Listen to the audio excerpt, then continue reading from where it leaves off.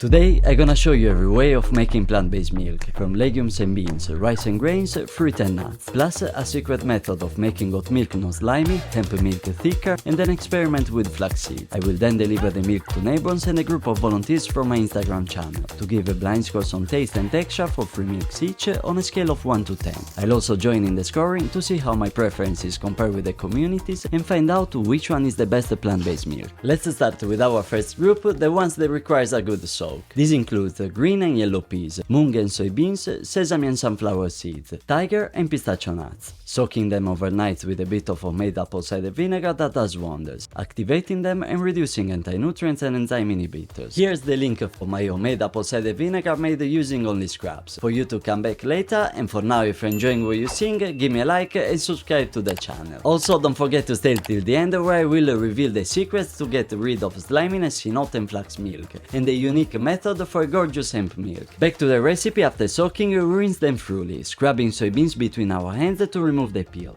Then blend with purified water for a minute or two, with a standard ratio of 1 cup of raw ingredients for 4 cups of water, before straining using a cheesecloth. Do not strain the peas and the beans, transfer instead the mix in pots and cook through for about 15 to 20 minutes, stirring continuously to ensure they are perfectly digestible and for improved flavor and shelf life. Then we repeat the straining method. Make sure you don't throw the okara, byproduct of soy, full of nutrients and an amazing ingredient you can freeze and use when needed. Here's a cheesecake recipe I made with it. This brings us to the second group, where cooking the grains is key. We start by thoroughly washing our rice, spelt, quinoa and barley, then simmering them until soft and properly cooked. Once cooked, they blend with water, starting from 1 cup of cooked ingredients to 4 cups of purified water. A pinch of salt or a dash of sugar can fine-tune the taste. Each type of milk has its quirks, but the process is simple and sets the foundation for this delicious milk, keeping it as close to natural as possible.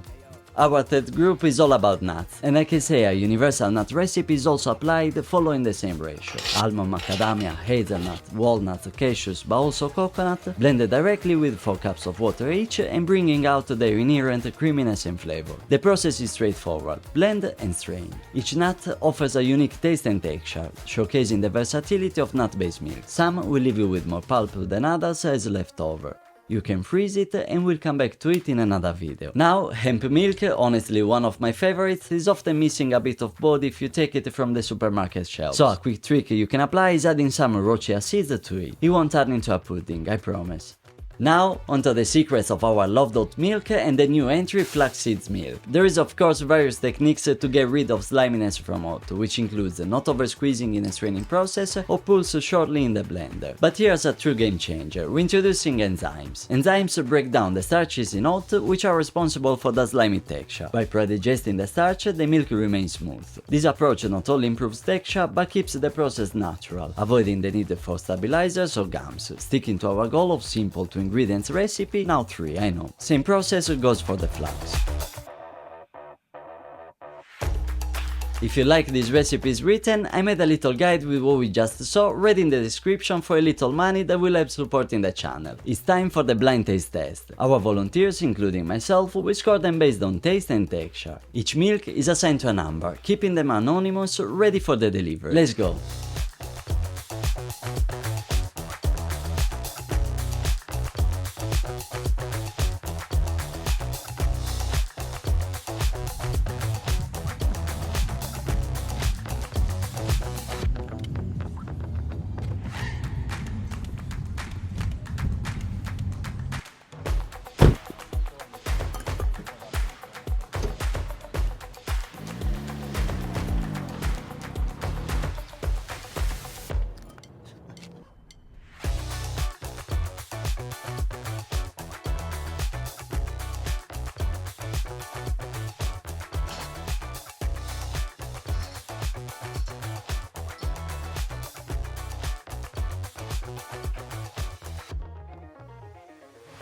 Back home, it's now time to analyze the standings. My ranking is on the left column, but let's hear what the people say and which is the community's favorite plant-based milk.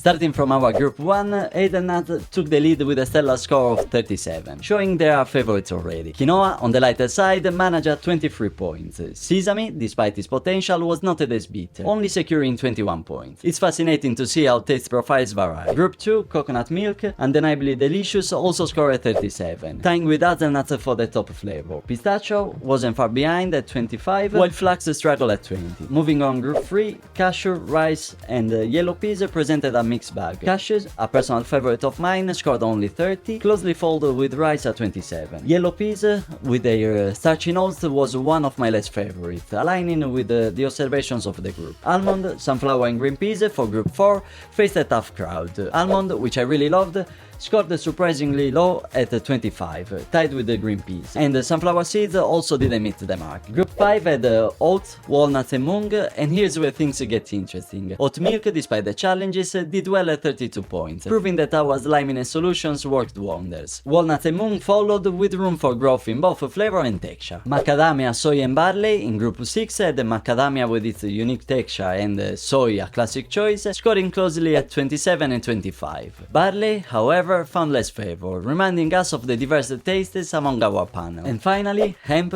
tiger nut and spelt offer a surprising twist.